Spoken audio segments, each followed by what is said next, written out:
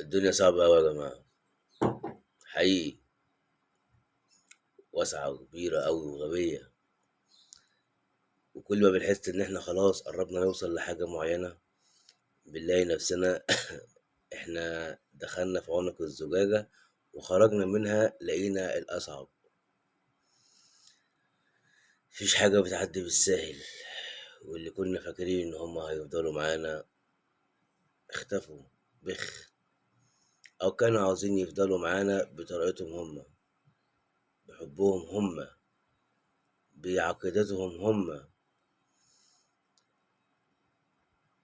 قليل لما تلاقي حد مرن اليومين دولت معاك. أوقات بنحتاج نسمع كلمة شكرا، كلمة انت عملت اللي عليك، كلمة ربنا يخليك. أوقات ساعات بنكون محتاجين نسمع إن أنا وحشكوا، إن أنا فارق معاكوا، إن أنا من غير وجودي هيبقى فيه جاب كبير وفراغ كبير في حياتكوا. ساعات بنحب نسمع الكلام الحلو عشان احنا بني آدمين بنحس، عشان لينا مشاعر وأحاسيس برضه زيكم، احنا مش جماد. الوضع صعب ورخم، وعلى قد ما بنقدر بنحاول، ولسه هنحاول. احنا اتولدنا عشان نحاول ونكبر،